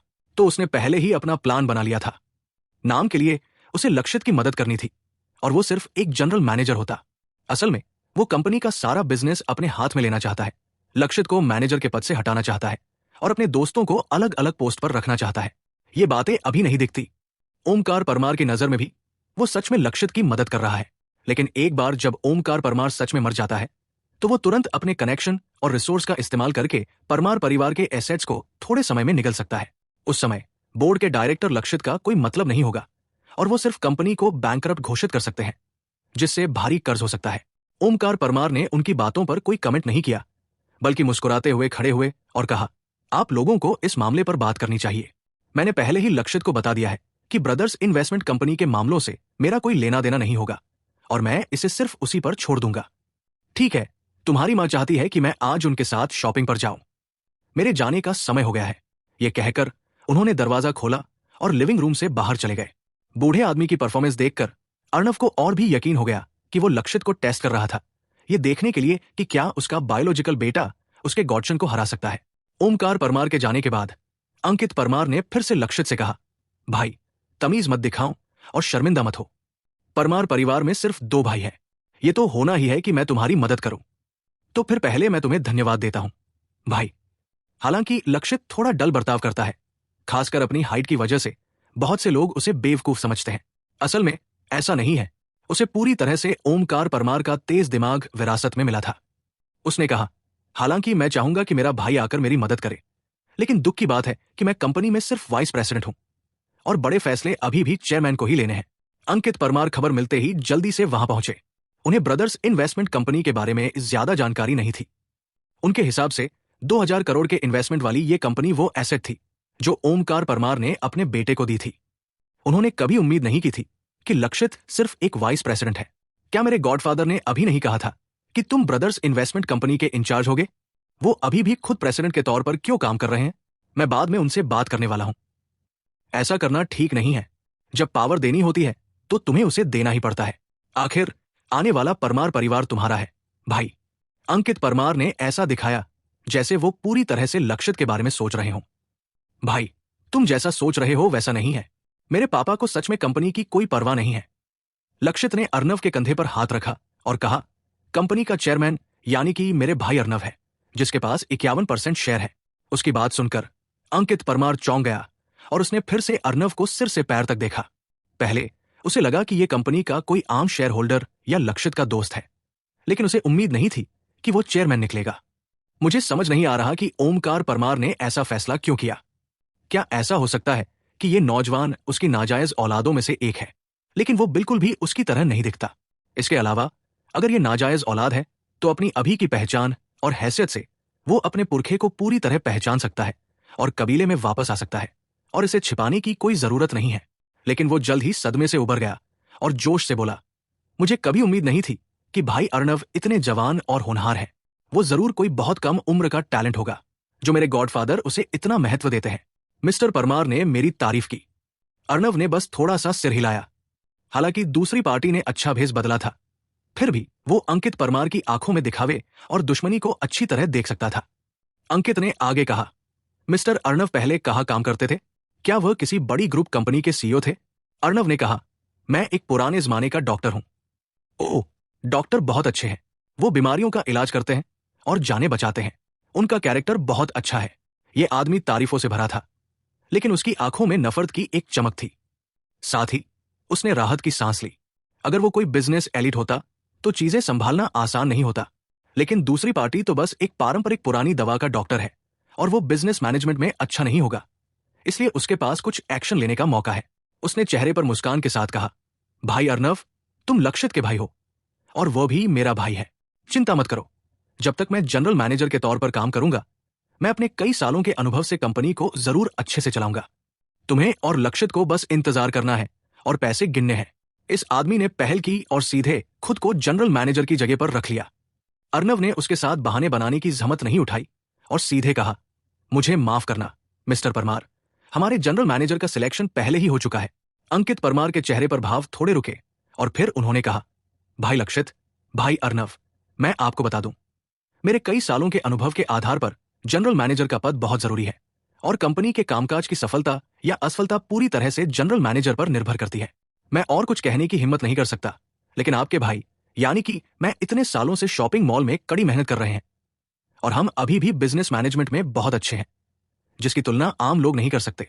जब तक आप अपनी कंपनी मुझे सौंपते रहेंगे, हम भविष्य में निश्चित रूप से और मजबूत और बड़े बनेंगे और भारत से बाहर निकलकर ग्लोबल बनना बस आने ही वाला है। और अगर हमारी अपनी प्रॉपर्टी बाहर वालों को दे दी जाए तो हम कैसे बेफिक्र रह सकते हैं? इस भाई की सलाह सुनो, कंपनी मुझे दे दो, जनरल मैनेजर को निकाल दो या उसे डिप्टी जनरल मैनेजर बना दो। एक भाई होने के नाते तुम बिल्कुल निराश नहीं होगे। अर्णव ने कहा, मिस्टर परमार, मुझे लगता है कि अभी का जनरल मैनेजर बहुत काबिल है और उसे निकालने का कोई कारण नहीं है। बस कुछ ही दिन हुए हैं और मुझे कुछ गलत भी नजर नहीं आ रहा है। अंकित परमार ने अडिग होकर कहा, जहां तक मुझे पता है हमारी इन्वेस्टमेंट कंपनी ज्वेलरी, फिल्म और टेलीविजन से जुड़ी है। मैं आपको बता दूं, हमारे परमार परिवार का ज्वेलरी में बैकग्राउंड है। तुम्हारे भाई यानी कि मेरे पास न सिर्फ एक्सपीरियंस है बल्कि ज्वेलरी में काफी रिसोर्स भी है, जो आम मैनेजरों से कहीं ज्यादा है। उसने खुद को जोर शोर से प्रमोट किया।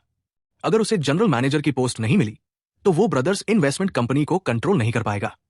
एक बार जब लक्षित को इस कंपनी का इस्तेमाल करके मजबूत और बड़ा बनने दिया गया तो ओमकार परमार के दिल में उसकी आगे की जगह खतरे में पड़ जाएगी।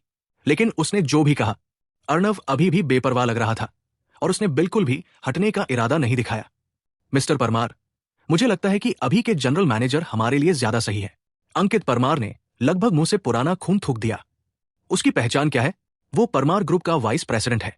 अगर इसका मकसद शुरू में ही समस्या को खत्म करना और लक्षित को शुरू से ही दबाना नहीं होता तो वो यहां जनरल मैनेजर कैसे बन पाता? लेकिन फिर भी दूसरी पार्टी ने मुझे नजरअंदाज किया और मुझे पूरी तरह से एक आम नौकरी ढूंढने वाला समझा। इस समय लक्षित का उसके लिए बोलने का कोई इरादा नहीं था और उसने सब कुछ अर्णव पर छोड़ दिया। वो बस एक छोटा डॉक्टर है, उसे बिजनेस या मैनेजमेंट बिल्कुल समझ नहीं आता। उससे बहस करने की कोई जरूरत नहीं है। अंकित परमार ने खुद को तसल्ली दी, फिर अपने दिल का गुस्सा दबाने के लिए एक गहरी सांस ली।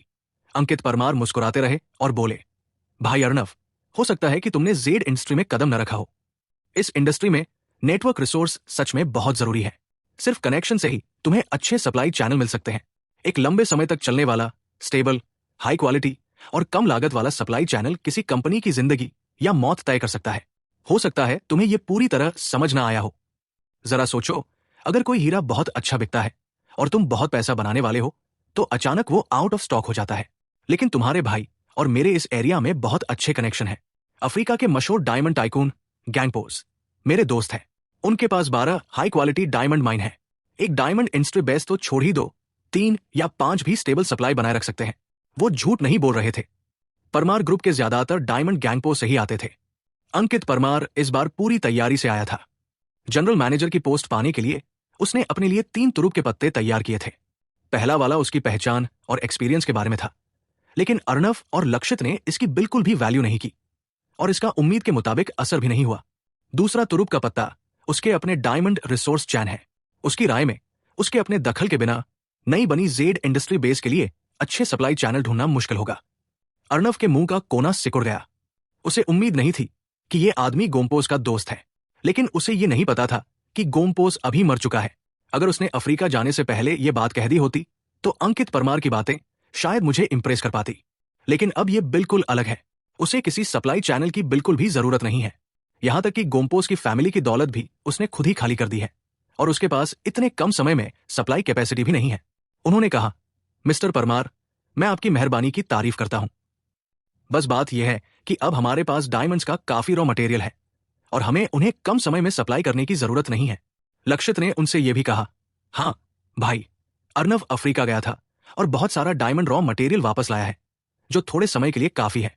अंकित परमार ने साफ तौर पर नहीं माना और उन्हें नहीं लगा कि अर्नव अफ्रीका की ट्रिप से इतने सारे डायमंड वापस ला सकता है। उन्होंने कहा, भाई अर्नव, लक्षित, हम कोई आम ज्वेलरी स्टोर नहीं खोल रहे हैं, बल्कि एक जेड इंडस्ट्री बेस खोल रहे हैं और डायमंड्स की डिमांड बहुत ज्यादा है। क्योंकि हम बड़ा बिजनेस करना चाहते हैं, इसलिए हमें लंबे समय का नजरिया रखना होगा, स्ट्रक्चर को बड़ा करना होगा और सभी पारा हाई स्टैंडर्ड रखने होंगे। आपके पास इस एरिया में एक्सपीरियंस की कमी है। एक बार जेड इंडस्ट्री बेस चालू हो जाने के बाद लाखों का स्टॉक सिर्फ 3 या 2 दिन ही चलेगा और ज्यादा दिन नहीं चलेगा। अर्नव ने कहा, मिस्टर परमार, आपको इसकी चिंता करने की जरूरत नहीं है, हमारे पास बहुत स्टॉक है। अंकित परमार ने नाराजगी से कहा, भाई अर्नव, आप एक बार में कितना खरीद सकते हैं? हमेशा याद रखना कि हम जो कर रहे हैं वो एक जेड इंडस्ट्री बेस है और हमारे पास स्टेबल सप्लाई चैनल होने चाहिए। बोलते हुए वो नफरत से भर गया। वो सच में एक देहाती है जिसने कभी दुनिया नहीं देखी। भले ही तुम्हारे पास करोड़ों का माल हो, क्या वो फिर भी बहुत है? ये बताने लायक भी नहीं है, ठीक है? तभी दरवाजा खुला और माहिका बाहर से अंदर आया। उसके हाथ में A4 पेपर का एक टुकड़ा था। वो बहुत प्रोफेशनल थी। दरवाजे में अंदर आने के बाद उसने अंकित परमार की तरफ नहीं देखा और फिर अर्नव से कहा, चेयरमैन, मैंने आपके लाए हुए हीरों की कीमत का अंदाजा लगाने के लिए एक प्रोफेशनल को हायर किया है। ये रिजल्ट है, प्लीज देख लीजिए। अर्नव ने कहा, मैं इस काम में बहुत अच्छा नहीं हूं, तो बस मुझे रिजल्ट बता दीजिए। महिका ने कहा, एक प्रोफेशनल अप्रेजल एजेंसी के अंदाजे के हिसाब से हमारे हीरों की कीमत 200 करोड़ है। अच्छा। अंकित परमार पहले तो नफरत से देख रहा था, लेकिन अब वो हैरानी से हैरान था। उसे लगा था कि दूसरी पार्टी के डायमंड स्टॉक में ज्यादा से ज्यादा कुछ 1-2 करोड़ के डायमंड होंगे, लेकिन उसे उम्मीद नहीं थी कि 200 करोड़ तक के डायमंड होंगे। वो बहुत हैरान था, लेकिन अर्नव ने भौहें चढ़ाई। क्या पहचान के नतीजे सही हैं? वे इतने छोटे क्यों हैं? माहिका ने जल्दी से समझाया, ओह माफ करना चेयरमैन, मैं आपको बताना भूल गया कि हम एक international professional identification machine structure use कर रहे हैं, जिसमें इस्तेमाल होने वाली करेंसी यूनिट सिर्फ इंटरनेशनल करेंसी की ही है। पफ। जब अंकित परमार ने यह रिजल्ट सुना तो उसके मुंह से खून निकलने ही वाला था।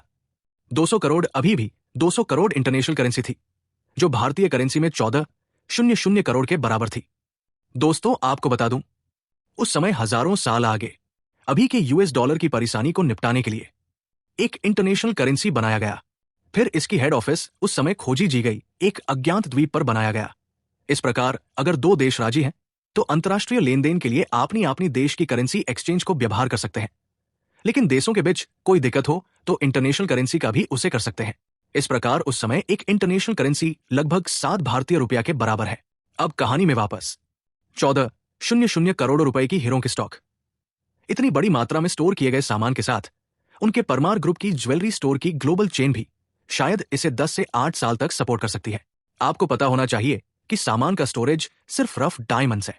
एक बार फिनिश्ड प्रोडक्ट्स में प्रोसेस होने के बाद एक्स्ट्रा वैल्यू 10 गुना या 100 गुना बढ़ जाएगी और कुल वैल्यू सैकड़ों बिलियन या ट्रिलियन भी होगी। तो मैं समझ गया, तुम आगे बढ़ो और अपना काम करो। माहिका के बाहर जाने के बाद अर्नव ने अंकित परमार से कहा, मिस्टर परमार, आपने अभी कहा कि लक्षित और मैं दोनों इस एरिया में लेमैन हैं, तो प्लीज हमें ये एवेल्युएट करने में मदद करें कि 200 करोड़ इंटरनेशनल करेंसी के डायमंड रिजर्व हमारी जेड इंडस्ट्री बेस को कितने समय तक चला सकते हैं? ये लंबे समय तक चलना चाहिए। हमें इसे कम समय में सप्लाई करने की जरूरत नहीं पड़ेगी। लेकिन इतने सालों तक मॉल में काम करने के बाद अंकित परमार काफी मोटी चमड़ी का हो गया है। उसने जल्दी से अपना मूड ठीक किया और कहा, भाई अर्नव, असल में जेड इंडस्ट्री में लोग अभी भी थोड़े पीछे हैं। सबसे जरूरी चीज फिल्म और टेलीविजन है। अगर तुम फिल्म और टेलीविजन इंडस्ट्री में आना चाहते हो तो तुम्हारे पास कितना भी पैसा क्यों न हो, अगर तुम्हारे कनेक्शन नहीं है तो कम समय में रिजल्ट पाना मुश्किल होगा। जरा सोचो, अगर तुम्हारी फिल्म और टेलीविजन इंडस्ट्री बेस सेट हो गई है और तुम्हारे पास कोई डायरेक्टर, एक्टर या सिंगर नहीं है, तो तुम्हारे पास कितना भी पैसा क्यों न हो, उसका कोई फायदा नहीं होगा। ओह, अर्नव ने शरारती मुस्कान के साथ पूछा, तो मिस्टर परमार के फिल्म और टेलीविजन इंडस्ट्री में कितने कनेक्शन हैं? अंकित परमार ने गर्व से कहा, बेशक, मैं Hong Kong film and television entertainment association का वाइस प्रेसिडेंट हूं। भारत में भी मेरा बहुत असर है और मेरे पास काफी रिसोर्स और कनेक्शन है। एंटरटेनमेंट कंपनियों के कई CEO मेरे दोस्त हैं। यह कहना कोई बढ़ा चढ़ाकर कहना नहीं होगा कि मेरे एक शब्द से कोई भी कुछ ही दिनों में भारत में स्टार बन सकता है। अगर मैं जनरल मैनेजर बन गया तो हमारी फिल्म और टेलीविजन कंपनी जल्द ही टीआरपी इकट्ठा कर लेगी और कम से कम समय में सबसे अच्छे रिजल्ट हासिल कर पाएगी। ये देखकर कि दूसरा ट्रम्प कार्ड बेकार हो गया, अंकित परमार के पास अपना आखिरी ट्रम्प कार्ड निकालने के अलावा कोई चारा नहीं था। उनके हिसाब से एंटरटेनमेंट इंडस्ट्री में इतने सालों में उन्होंने जो कनेक्शन बनाए हैं, उनकी तुलना उनके सामने वाले छोटे डॉक्टर से बिल्कुल नहीं की जा सकती। यही उनका सबसे बड़ा ट्रम्प कार्ड है। अंकित परमार को लगता था कि इस बार चाहे कुछ भी हो जाए, दूसरी पार्टी उनके आगे झुक जाएगी।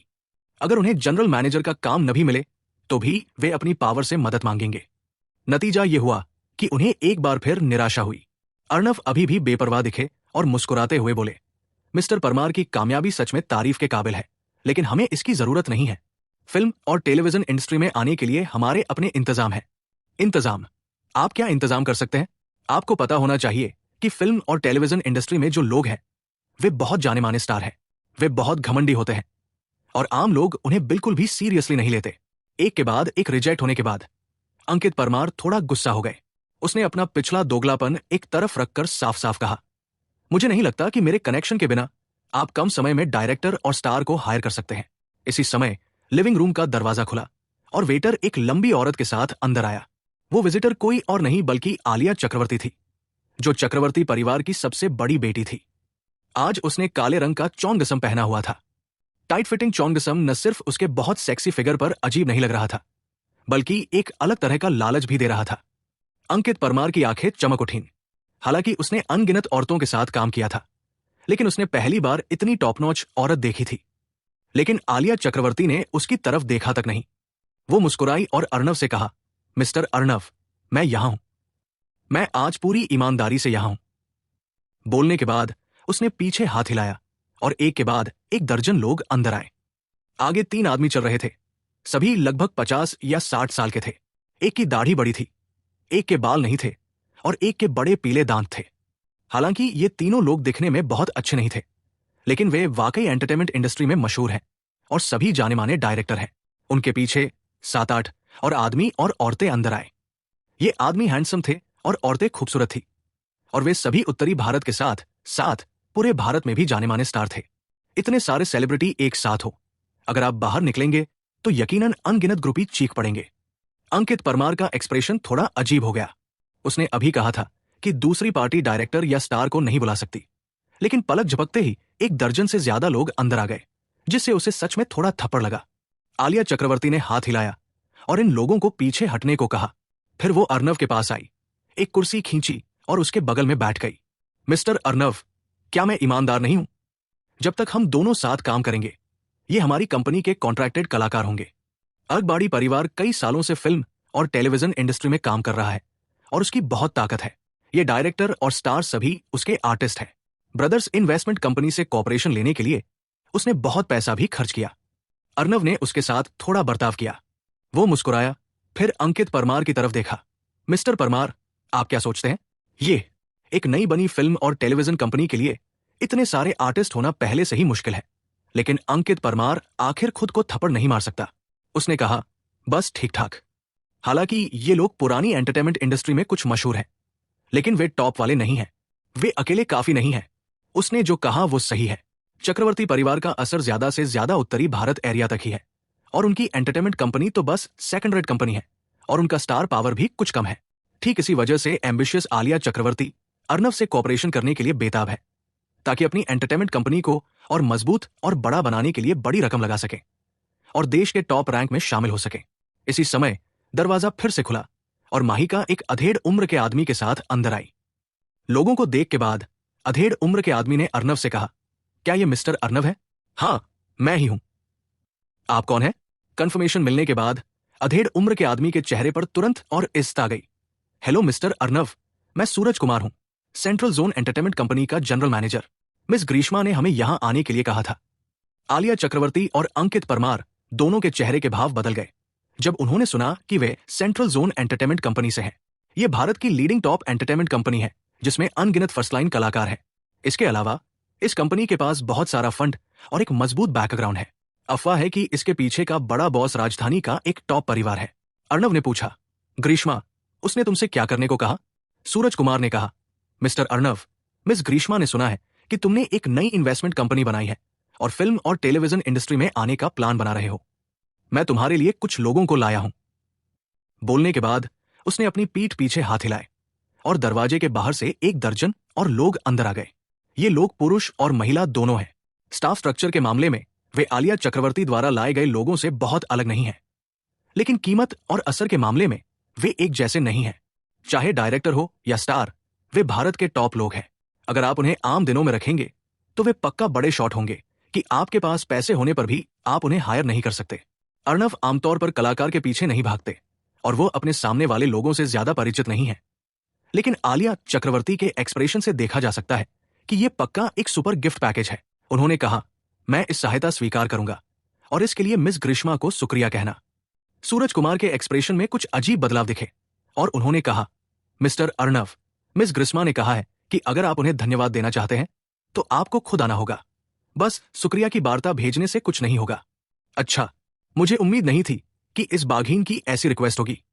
उस बाघिन की पागलपन के बारे में सोचकर अर्णव अपने दिल में गर्मी महसूस किए बिना नहीं रह सका। अर्णव ने कहा, ठीक है, मैं उन्हें पर्सनली थैंक यू कहने का मौका ढूंढूंगा। फिर उसने माहिका से कहा, मैनेजर माहिका, मिस आलिया यहां है, प्लीज मेरी जगह ले लो और लक्षित और चक्रवर्ती परिवार के साथ कॉपरेशन के बारे में अच्छी तरह बात करो। ग्रीष्मा का गिफ्ट न सिर्फ सही था बल्कि टाइम पर भी था। इन बड़े कलाकार के इंचार्ज होने से बाद में चक्रवर्ती परिवार के साथ शर्तों पर बातचीत करते समय उनके पास ज्यादा पहल करने का मौका होगा और आलिया चक्रवर्ती जरूर ज्यादा रियायतें देंगी। मिस चक्रवर्ती, प्लीज मेरे साथ आओ। माहिका ने आलिया चक्रवर्ती का प्यार से स्वागत किया और फिर सबके साथ रिसेप्शन रूम से बाहर चली गई। अर्णव ने अंकित परमार से कहा, मिस्टर परमार, इस बार क्या आप इन आर्टिस्ट के बारे में क्या सोचते हैं? क्या वे इतने लायक हैं? अंकित परमार ने थोड़ा अजीब सा कहा, सच कहूं तो ये आर्टिस्ट और डायरेक्टर बहुत अच्छे हैं, लेकिन आखिर में वे फिर भी थोड़े पीछे रह जाते हैं। भाई अर्णव ने सिंगर की क्वीन इरा कक्कड़ के बारे में सुना होगा। वही असली हैवीवेट स्टार है। अगर मैं चाहूं तो उसे कभी भी कंपनी में रिक्रूट कर सकता हूं, जिससे हमारी फिल्म और टेलीविजन कंपनी और ऊंचे लेवल पर पहुंच जाएगी। क्या ये अभी भी अच्छा है? अर्णव के चेहरे पर एक शरारती मुस्कान आ गई। पता चला कि उसके सामने वाला आदमी इरा कक्कड़ के पीछे खड़ा आदमी था। यह देखकर कि अर्णव को इरा कक्कड़ के बारे में पता है, अंकित परमार ने आगे कहा, हाँ, इरा कक्कड़ तुलना में ज्यादा फेमस है और वो गानों की शहंशाह है जिसे मैं अपने हाथों में रखता हूं। अगर मुझे कंपनी संभालने दी जाती तो मैं निश्चित रूप से और भी टॉप स्टार्स को तैयार कर पाता। मुझे लगता है कि इसे भूल जाना ही बेहतर है। इरा कक्कड़ पहले कितनी भी मशहूर क्यों न रही हो, मुझे डर है कि अब कोई उनका गाना सुनने को तैयार नहीं है ना? अर्णव ने आगे कहा, मिस्टर परमार को शायद पता नहीं होगा कि मैं मिस फेमस इरा कक्कड़ से अभी अभी मिला था और चाहते थे कि मैं उनका गला ठीक करने में मदद करूं, लेकिन मैं नहीं माना। आपको क्या लगता है कि ये इरा कक्कड़ की अभी की आवाज और ट्रांसवेस्टेड इमेज का हमारी कंपनी पर कितना असर पड़ सकता है? ये पॉजिटिव होगा या नेगेटिव होगा? अर्णव परमार के हाव भाव बदल गए। तो आप ही वो डॉक्टर हैं जिन्होंने इरा कक्कड़ को बर्बाद कर दिया? उसे बर्बाद करना कोई मायने नहीं रखता, ये पूरी तरह से उनकी अपनी गलती है। अर्णव ने कहा, मिस्टर परमार, आपने ये भी देखा है कि चाहे वो फिल्म और टेलीविजन इंडस्ट्री हो या ज्वेलरी इंडस्ट्री, हम पूरी तरह से इंडिपेंडेंट हैं और हमें सच में आपकी मदद की जरूरत नहीं है, इसलिए प्लीज अपनी मेहरबानी वापस ले लें। ये कहकर वो भी रिसेप्शन रूम से चला गया। अर्णव की पीठ को देखकर अंकित परमार का चेहरा बहुत खराब हो गया। उसने शुरू में 3 तुरुप के पत्ते तैयार किए थे, लेकिन उनमें से कोई भी काम नहीं आया और उसे कुचलकर मार डाला गया। बस उसे समझ नहीं आ रहा कि दूसरी तरफ एक छोटा सा डॉक्टर इतनी एनर्जी कैसे रख सकता है और वो इंपीरियल कैपिटल में धवन परिवार से कैसे जुड़ सकता है। लेकिन ये आदमी बहुत चालाक था। उसने तुरंत अपना मन बदल लिया और गुस्से में कहा, लक्षित, ये आदमी इतना बदतमीज है कि मैं इसे और बर्दाश्त नहीं कर सकता। लक्षित ने कहा, तुम्हारा क्या मतलब है? लक्षित परमार ने कहा, जाहिर है ये एक ऐसी कंपनी है जिसमें हमारे परमार परिवार ने 2000 करोड़ इन्वेस्ट किए हैं। वो 51% शेयर क्यों लेगा? वो चेयरमैन क्यों होगा? और तुम सिर्फ वाइस प्रेसिडेंट क्यों हो? मैं इसे और बर्दाश्त नहीं कर सकता। क्या तुमने नहीं देखा कि जो लोग अभी आए थे उनकी आंखों में सिर्फ अर्णव था और उन्होंने तुम्हारी तरफ देखा तक नहीं? सब कुछ वही तय करता है और हर चीज में आखिरी फैसला उसी का होता है। अगर ऐसा ही चलता रहा तो कंपनी में तुम्हारा स्टेटस कैसे रहेगा? ये देखकर कि वो अर्णव से निपट नहीं पा रहा है, इस आदमी ने तुरंत अपना मन बदल लिया और फुट भरना शुरू कर दिया ताकि लक्षित के दिल में नाराजगी पैदा हो सके। जब तक परमार परिवार अपना इन्वेस्टमेंट वापस ले लेता है, ब्रदर्स इन्वेस्टमेंट कंपनी तुरंत बंद हो जाएगी। लक्षित ने ठंडी मुस्कान दी। बड़ा भाई क्या कहना चाहता है? अंकित परमार ने उसके हावभाव पर ध्यान नहीं दिया और गुस्से से कहता रहा, क्या ये कहने की जरूरत है? बेशक हमारी अपनी कंपनी को अपने ही लोगों का इस्तेमाल करना चाहिए, कोई बाहरी आदमी यहां हुक्म क्यों चलाएगा? तो मेरी बात सुनो और अर्णव नाम के आदमी को बाहर निकालो। अगर हम भाई मिलकर काम करें तो हम एक जबरदस्त करियर बना पाएंगे। लक्षित जोर से खड़ा हुआ और सीधे अंकित परमार की तरफ देखा। मुझे लगता है कि तुमने किसी बात में गलती की है। तुम्हारे, मेरे और अर्णव के बीच तुम बाहरी हो। अंकित परमार को उम्मीद नहीं थी कि लक्षित इतनी सीधी बात करेगा, इसलिए उसने अजीब सी मुस्कान दी और कहा, लक्षित, तुमने क्या कहा? मैं तुम्हारा गॉड ब्रदर हूं और तुम्हारे पापा मेरे गॉडफादर हैं। हम एक परिवार हैं। मुझे लगता है कि मेरे गॉडफादर ने भी ऐसा ही सोचा होगा, वरना उसने कंपनी का नाम ब्रदर्स इन्वेस्टमेंट कंपनी क्यों रखा होगा? वो जरूर चाहता होगा कि हम दोनों भाई मिलजुल कर रहें और साथ में कुछ बड़ा करें। लक्षित के चेहरे पर नफरत की एक चमक आ गई। तुम बहुत ज्यादा सोच रहे हो। मैंने कंपनी का नाम तय किया था। हम उन्हें भाई इसलिए कहते हैं क्योंकि अर्णव और मैं जिंदगी भर अच्छे भाई रहे हैं। इसका तुमसे कोई लेना देना नहीं है। अंकित परमार ने बिना मन के कहा, लक्षित, तुम अभी बहुत छोटे हो। गलत इरादे वाले लोगों के झांसे में मत आना। अगर तुम्हारा रिश्ता अच्छा भी है तो बस उसे कुछ करोड़ दे दो। कंपनी की सारी पहल उसे सौंपने की कोई जरूरत नहीं है। भविष्य में पछताओगे। चुप रहो। इससे पहले कि वो अपनी बात पूरी कर पाता, लक्षित जोर से चिल्लाया और उसके शरीर से एक तेज आभा निकली। अंकित परमार, ये मत सोचो कि मुझे तुम्हारे इरादे नहीं पता। तुम अच्छी तरह जानते हो कि गलत इरादे वाला इंसान कौन है। इसके अलावा मेरे और अर्णव के बीच दरार डालने की कोशिश करना सिर्फ मनगढ़ंत सोच है। मेरी जिंदगी मुझे अर्णव ने दी है। उसे कंपनी देने की तो बात ही छोड़ो, भले ही मैंने उसे अपनी जान देनी है, मैं पीछे नहीं हटूंगा। इसलिए बेहतर होगा कि तुम हार मान लो। यह कहकर वो पीले पड़े अंकित परमार को देखे बिना ही लिविंग रूम से बाहर चला गया। कमीनो, अंकित परमार लगभग पागल हो रहा था। उसे उम्मीद नहीं थी कि उसका सोच समझकर बनाया गया प्लान बेकार हो जाएगा। उसने एक कप उठाया और उसे जमीन पर फेंक दिया। अब उसमें पहले जैसी शान और शान नहीं थी। दूसरी ओर इरा कक्कड़ शर्मिंदगी की हालत में होटल लौटीं। इस पल उन्हें लगा कि उनके आसपास सब कुछ बदल गया है। यहां तक कि उनके असिस्टेंट और बॉडीगार्ड भी उन्हें बिल्कुल अलग तरह से देख रहे थे। ऐसा लग रहा था जैसे वो कोई मजाक देख रहे हों और पहले वाली इज्जत अब नहीं दिख रही थी। उन्होंने बहुत देर तक इंतजार किया और देखा कि सूरज डूब गया है, लेकिन उन्हें अभी भी अंकित परमार का फोन नहीं आया। पहले एक बड़ी स्टार होने के नाते उन्हें कभी भी कैश रखना पसंद नहीं था। अब जब उनका अकाउंट फ्रीज हो गया था तो उनके पास खाने के लिए भी पैसे नहीं थे। उनके पास अंकित परमार को फिर से कॉल करने के अलावा कोई चारा नहीं था। हनी, फोन कनेक्ट होने से पहले काफी देर तक बजता रहा, लेकिन जैसे ही उसने 3 शब्द कहे, उसे दूसरी तरफ से एक पागलों जैसी दहाड़ सुनाई दी। तुम कमीनी, अब से तुम्हारा मुझसे कोई लेना देना नहीं है। जितना हो सके मुझसे दूर चले जाओ। वो असल में इरा कक्कड़ को राजगढ़ शहर इसलिए लाया था ताकि लक्षित का भरोसा जीतने में अपनी पकड़ बढ़ा सके। अब जब प्लान पूरी तरह से फेल हो गया है, अब उसका कोई मतलब नहीं है और वो एक और पैसा खर्च करने लायक नहीं है। जाहिर है उसने बिना किसी हिचकिचाहट के उसे लात मारकर दूर कर दिया। इरा कक्कड़ फोन पकड़े हुए वही खाली खड़ी रही। वो निराशा में डूब गई थी। अंकित परमार ने भी उसे छोड़ दिया था। उसे सच में नहीं पता था कि आगे क्या करना है। इसी समय दरवाजा खुला और सोने का चश्मा पहने एक अधेड़ उम्र का औरत बाहर से अंदर आई। तुम कौन हो? तुम्हें अंदर कौन आने दिया? उस महिला ने कहा, मैं मनीषा हूं, कंपनी की भारतीय ब्रांच से एक लीगल काउंसलर। वो वास्तव में निशा थी, द हेवन एंटरटेनमेंट की भारतीय ब्रांच की एक लीगल काउंसलर, जिस इंटरनेशनल कंपनी में इरा काम करती थी। बहन मनीषा, आप यहां क्यों हैं? इरा कक्कड़ ने जबरदस्ती मुस्कुराया। अगर कंपनी ब्लॉकेड हटाकर उस पर रोक लगा दे तो बचने का चांस हो सकता है, लेकिन मनीषा, जिसका चेहरा पहले अच्छा लगता था, अब उसके चेहरे पर एक ठंडा भाव था। वो जोर से धड़क रही थी। उसके सामने डॉक्यूमेंट्स का ढेर था। ये टर्मिनेशन कॉन्ट्रैक्ट है जो कंपनी ने तुम्हें दिया है। इस पर अभी साइन करो और यहां से निकल जाओ। क्या कंपनी मेरा कॉन्ट्रैक्ट खत्म करना चाहती है? क्यों? इरा कक्कड़ तुरंत जोश में चिल्लाई। हमने एक समय कंपनी के साथ 5 साल का कॉन्ट्रैक्ट साइन किया था। इस समय के दौरान कोई भी पार्टी बिना खास वजह के कॉन्ट्रैक्ट खत्म नहीं कर सकती। मनीषा ने नफरत से कहा, खास वजह? इरा कक्कड़, क्या तुम्हें लगता है कि अब तुम खास नहीं रही? तुम न तो इंसान हो और नहीं भूत। क्या तुम अब भी चाहती हो कि कंपनी तुम्हें सपोर्ट करे? जितनी जल्दी हो सके कॉन्ट्रैक्ट साइन करो। सच्चाई से अनजान मत रहो। इरा कक्कड़ के चेहरे के हाव भाव बदल गए और आखिर में उन्होंने कहा, अगर आप मेरे साथ कॉन्ट्रैक्ट खत्म करना भी चाहते हैं तो भी आपको मुझे लिक्विडेटेड डैमेज देना होगा, है ना? इरा कक्कड़, तुम्हें अब भी कंपनी से पैसे मांगने की हिम्मत है? क्या तुम्हें पता है कि तुमने कंपनी को कितना नुकसान पहुंचाया है? पहले जब मिस्टर परमार तुम्हारी पीछे थे तो कुछ कहना मुश्किल होता था, लेकिन अब मिस्टर परमार ने साफ कर दिया है कि तुम्हारी जिंदगी और मौत का उनसे कोई लेना देना नहीं है।